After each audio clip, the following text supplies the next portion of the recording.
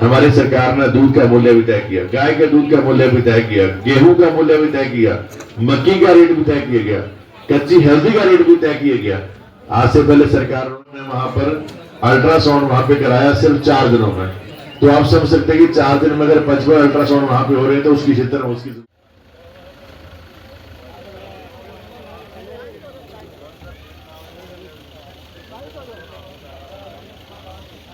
कुटलहर में 29वां निःशुल्क नेत्र जांच शिविर का विधायक ने किया उद्घाटन। ऑपरेशन के साथ मिले फ्री चश्मे, बोले आंखों की रोशनी प्रदान करवाना सबसे बड़ा पुण्य। AB news बनगाना। कुटलहर विधानसभा क्षेत्र के विधायक विवेक शर्मा ने मदनपुर में जन कल्याण सोसाइटी के सौजन्य से आयोजित लगातार 29वें निःशुल्क नेत्र जांच शिविर का विधिवत उद्घाटन किया। इस अवसर पर क्षेत्र के गणमान्य लोग, समाज सेवी, स्थानीय पंचायत प्रतिनिधि तथा बड़ी संख्या में ग्रामीण उपस्थित रहे। कार्यक्रम को संबोधित करते हुए विधायक विवेक शर्मा ने जन कल्याण सोसाइटी के कार्यों की सराहना करते हुए कहा कि संस्था पिछले लंबे समय से समाज सेवा के क्षेत्र में सराहनीय कार्य कर रही है। उन्होंने कहा कि समाज में ऐसे संगठन ही वास्तविक बदलाव लाने का कार्य करते हैं और जरूरतमंद लोगों को समय पर राहत पहुंचाते हैं। इसके साथ ही विधायक विवेक शर्मा ने मदनपुर के सामुदायिक भवन में बैठने की बेहतर व्यवस्था सुनिश्चित करने के लिए 10 बड़ी स्टील की कुर्सियां देने की भी घोषणा की। उन्होंने आश्वासन दिया कि क्षेत्र के अन्य गाँवों में भी विकास कार्यों को प्राथमिकता के आधार पर पूरा किया जाएगा। उन्होंने कहा कि हाल ही में सिविल अस्पताल बनगाना में अल्ट्रासाउंड मशीन का उद्घाटन किया गया था और मात्र 90 घंटे के भीतर ही 82 से अधिक मरीजों ने इस सुविधा का लाभ उठाते हुए अल्ट्रासाउंड करवाए हैं। उन्होंने कहा कि पहले लोगों को इस जांच के लिए निजी अस्पतालों या दूर दराज के शहरों में जाना पड़ता था, जिससे समय और धन दोनों की हानि होती थी। अब यह सुविधा स्थानीय स्तर पर उपलब्ध होने से लोगों को काफी राहत मिली है। उन्होंने कहा कि आने वाले समय में स्वास्थ्य क्षेत्र में और भी नई सुविधाएं उपलब्ध करवाने की दिशा में कार्य किया जा रहा है। विधायक विवेक शर्मा ने अपने संबोधन में कहा कि केवल भाषण देने या वादे करने से विकास नहीं होता, बल्कि निरंतर प्रयास और ईमानदारी से कार्य करने से ही परिणाम सामने आते हैं। उन्होंने कहा कि वे सत्ता का सुख भोगने के लिए नहीं, बल्कि जनता की समस्याओं का समाधान करने के उद्देश्य से राजनीति में आए हैं। उन्होंने कहा कि कुटलहर क्षेत्र में कुछ लोग केवल अपनी राजनीति चमकाने के लिए हर संभव प्रयास कर रहे हैं, लेकिन जनता सच्चाई को भली भांति समझती है। उन्होंने कहा कि उनका मुख्य उद्देश्य क्षेत्र का विकास और लोगों को बेहतर सुविधाएं उपलब्ध करवाना है, न कि व्यक्तिगत लाभ प्राप्त करना। विधायक ने प्रदेश सरकार की नीतियों का जिक्र करते हुए मुख्यमंत्री सुखविंदर सिंह सुक्खू की कार्यशैली की सराहना की। उन्होंने भरोसा दिलाया कि भविष्य में भी ऐसे उनका सहयोग निरंतर बना रहेगा। लगातार इस मौके पर शर्मा, विवेक निका, राजेश राज सहित अन्य छोटी बात नहीं होती, बहुत बड़ी बात है।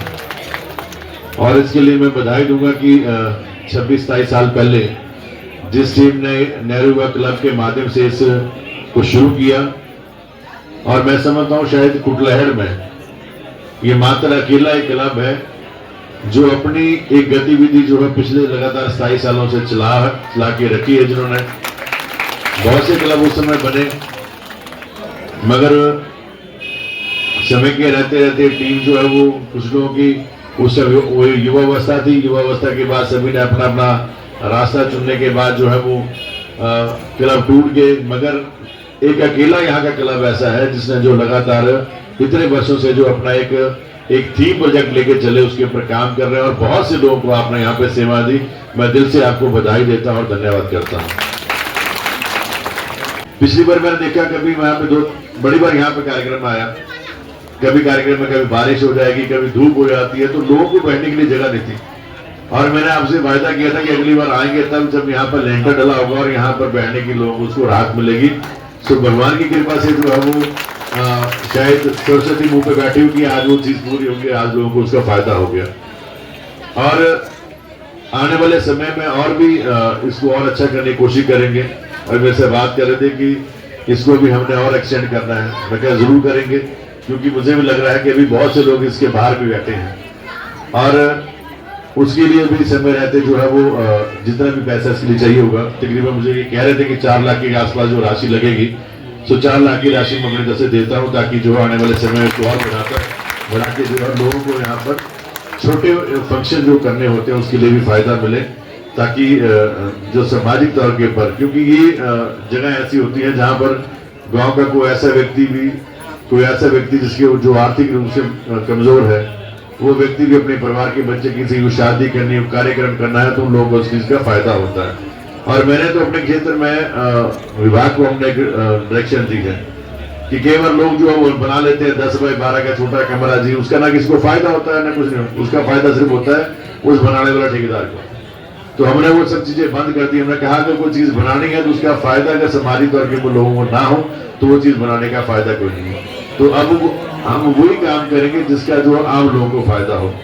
और हाल ही में हमने कोशिश की अपने क्षेत्र में स्वास्थ्य सुविधाओं को और सुधारने के लिए। बंगाना में हमने अल्ट्रासाउंड लगाया और मैं कल वहाँ के डॉक्टर साहब से पूछ रहा था कि ये अल्ट्रासाउंड आप लगने के बाद कितने यहाँ पर अल्ट्रासाउंड हुए, तो मुझे बड़ी हैरानगी हुई कि 55 लोगों ने वहां पर अल्ट्रासाउंड वहां पे कराया सिर्फ 4 दिनों में। तो आप समझ सकते हैं कि 4 दिन में अगर 55 अल्ट्रासाउंड वहां पे हो रहे हैं तो उसकी क्षेत्र में उसकी जरूरत क्या थी।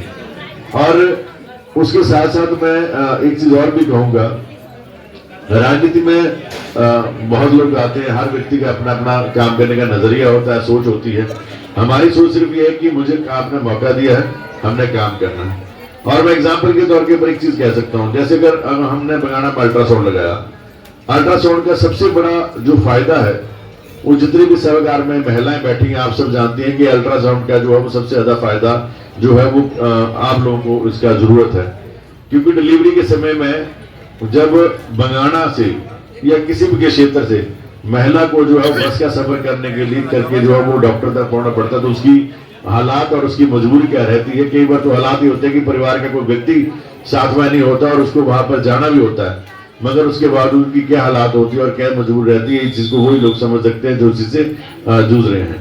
सो मैं यही कहूंगा कि समय रहते आप लोगों का साथ हो, आशीर्वाद हो। हमने एक वायदा किया है कि कुटलैहड़ के लोग को जो भी मूलभूत सुविधाएं होती हैं, आज जितने भी लोग हैं, लोगों की छोटी छोटी समस्या होती हैं। किसी के मकान के ऊपर से तार जा रही है, किसी को पानी नहीं आ रहा है, किसी की पाइप जो लीकेज है, पानी प्रॉपर नहीं आ रहा है, बिजली की कमी आ रही है, या कोई स्वास्थ्य सुविधाएं नहीं मिल रही हैं, प्रॉपर नहीं मिल रही हैं, तो स्कूलों में कोई अध्यापक अगर नहीं है तो चीज तो हमने आज हिमाचल प्रदेश की सरकार ने इन सब चीजों के ऊपर जो पहली बार आप सब लोगों को मैं एक चीज बताऊं कि हमारे मुख्यमंत्री ने पहली बार एक ऐसा बजट बनाया जिसमें ग्रामीण अर्थव्यवस्था को मजबूत करने की कोशिश की गई। जितने भी आप लोग बैठे हैं, हम लोग किसानी से जुड़े हैं, कभी आपने सुना दूध का मूल्य का जो है वो एक मूल्य तय किया गया? हमारी सरकार ने दूध का मूल्य भी तय किया, गाय के दूध का मूल्य भी तय किया, गेहूं का मूल्य भी तय किया, मक्की का रेट भी तय किया गया, कच्ची हल्दी का रेट भी तय किया गया। आज से पहले सरकारों ने चीजें कभी नहीं की। ये सब चीजें मैं आपको इसलिए बता रहा हूं कि ये सब चीजें जो है वो ग्रामीण अर्थव्यवस्था को मजबूत करने वाली चीजें हैं, जिसके साथ आपकी आर्थिकी मजबूत होगी।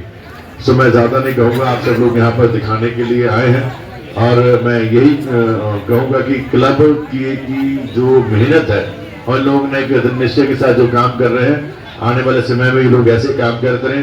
हमारा दिन रात इनके साथ जो है पूरे क्लब के साथ, पूरे गांव के साथ, क्षेत्र के साथ, हम इनके साथ कंधे से कंधा मिलाकर खड़े हैं। जहां भी हमारी जरूरत हो हम इनके साथ हैं, क्योंकि ये सामाजिक कार्य और सामाजिक कार्य में हर व्यक्ति को अपनी आहुति डालनी चाहिए। सो मैं ज्यादा नहीं कहता हुआ आप सबका बहुत बहुत धन्यवाद।